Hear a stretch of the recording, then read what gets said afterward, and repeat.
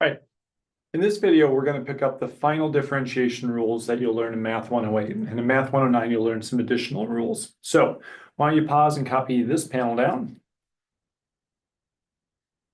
All right, so this panel contains the rules we've developed previously and a couple new rules for exponentials and logarithmics. So let me remind you, C is going to represent a constant, so some number like 10, 15, 11, 2.3. So the derivative with respect to x of a constant is 0. The derivative of x to the n, this is the power rule, derivative of x to the n is n times x to the n minus 1. And as a special case of that, the derivative of x, which is x to the first, would just be 1, right? Because according to the power rule, the derivative, and let me use the apostrophe notation, the derivative would be 1 times x to the 1 minus 1, which is 1 times x to the 0, and x to the 0 is just 1. So 1 times 1 gives me a 1, okay? All right, power rule, got to know it, got to be happy with it. All right, rule number 3, if I have a constant multiplied by a function involving x stuff and I want the derivative, I can drag the constant out in front and then multiply it by the derivative of the good stuff, the x stuff. All right, and then rules number 4 and 5, if I have two functions, f and g, added or subtracted, and I want the derivative, I can just take the derivative of the first function, the derivative of the second function, and then add or subtract them as I was originally told, right? All right, so we had those rules before. We now pick up 2 or 4 new rules. So the first one is for how you differentiate an exponential function. So the derivative of b to the x, it turns out, is equal to b to the x times the natural log of whatever your b is, right?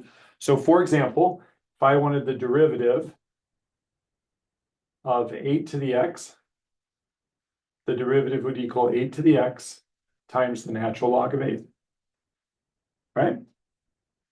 As a special case of this, the derivative of e to the x is just e to the x, because according to rule number 6, the derivative of e to the x should be e to the x times the natural log of e, right? That would be rule number 6. But we know the natural log of e is just 1. So this would just be e to the x times 1, which is e to the x. So e to the x is our best friend. Its derivative is itself. It's its own derivative. So in other words, it's its own instantaneous rate of change. All right, now derivatives of logs. So if I wish to calculate the derivative of log base b of x, I take 1 divided by x times the natural log of b. So the derivative, let me use apostrophe notation. If I have log base 8 of x and I want the derivative, I would say, well, it's 1 over x times the natural log of the base, which was 8, right? Special case, if I have log base e, the natural log, then I would have 1 over x times the natural log of e. But the natural log of e is just 1, so I'd have 1 over x. So the derivative of the natural log of x is just 1 over x, right? You have to have these memorized and internalized and be happy to bust them out. All right, so I'm going to do 3 examples in total. So here's the first 2. So why don't you copy these 2 down and we'll move on. Okay, so let me look at the first one, and I'll do it somewhat in slow motion. I'm going to take the derivative.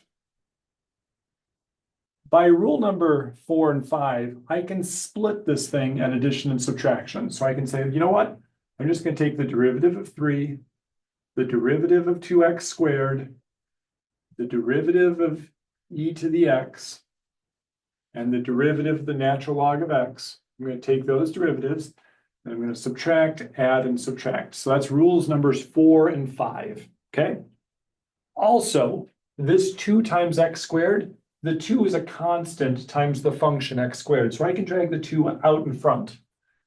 So I could say, all right, before I do any of the actual rules, I can drag the 2 out in front and just let the derivative hit x squared. That apostrophe means I still need to take the derivative of it. All right, so now let's actually take some derivatives. The derivative of 3, that's the derivative of a constant. So that's rule number 1, that's 0. There's 2.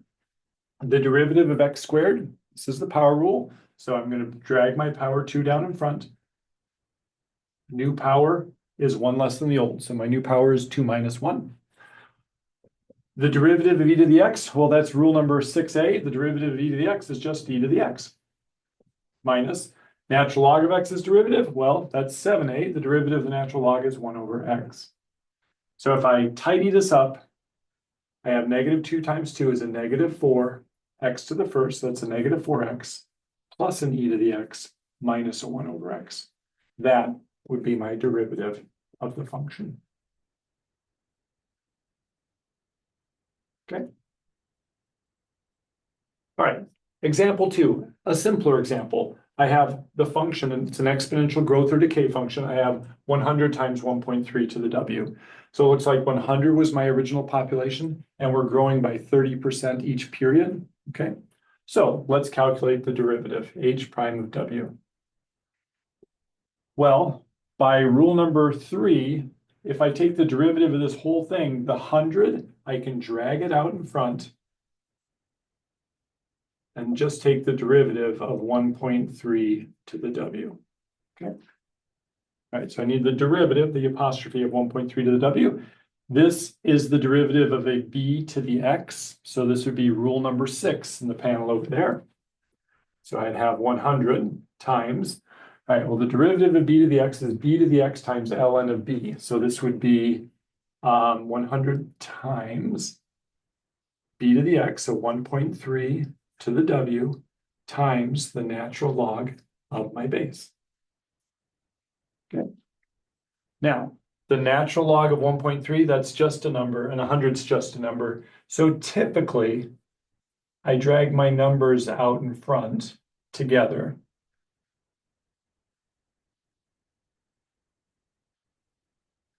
So this would be my derivative. And maybe you'd feel better if you actually computed 100 times the natural log of 1.3 as a decimal approximation and put it right there, okay? All right, one more example. By the way, I'm coming to you from a secret location. All right, so there's a bit of shine on the screen there. Okay, the third function I'm going to take the derivative of is g of t, which is the natural log of 5t minus 3e to the t plus 4 over t squared, okay?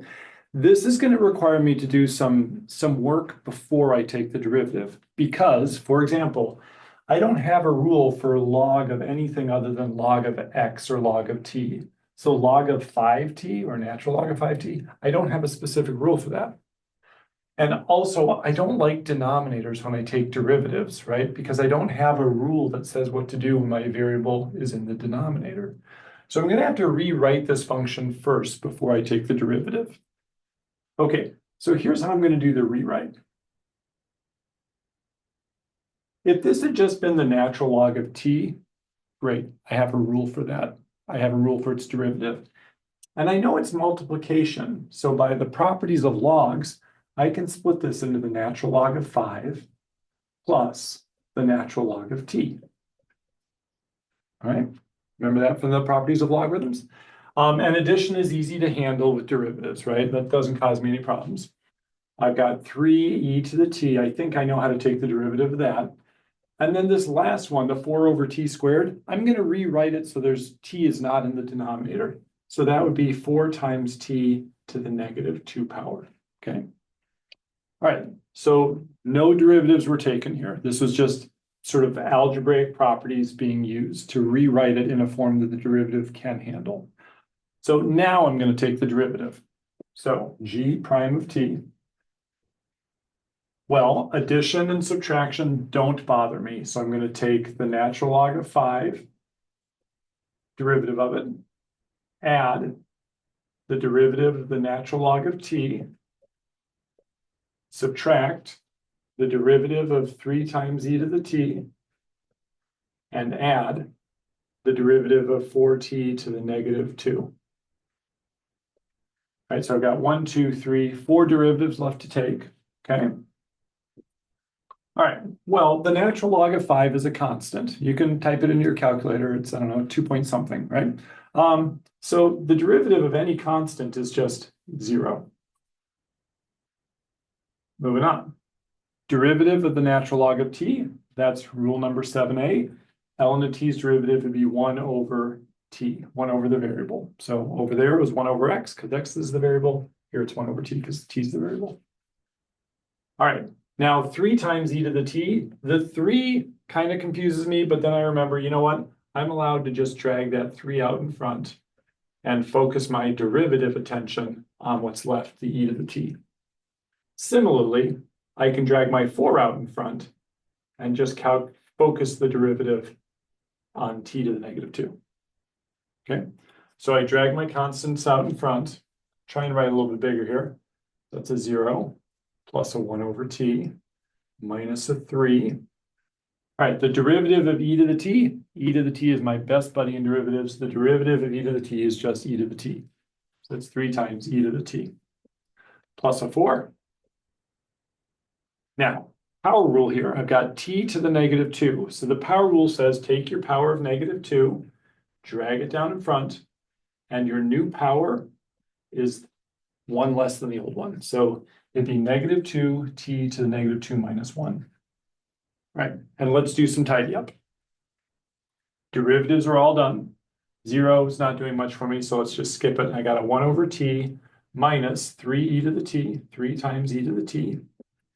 4 times a negative 2 is a negative 8, and negative 2 minus 1 is a negative 3. So there's a perfectly good derivative, or if I wish, and this would strictly be optional, I might say, you know what? That negative 3 power means your t cubed in the denominator. So that would be my derivative. Okay. All right, so we've picked up 2 or 4 new rules for derivatives that allow us to handle exponential functions and logarithmic functions. And then we just have to throw them into our existing rules and do a lot of practice.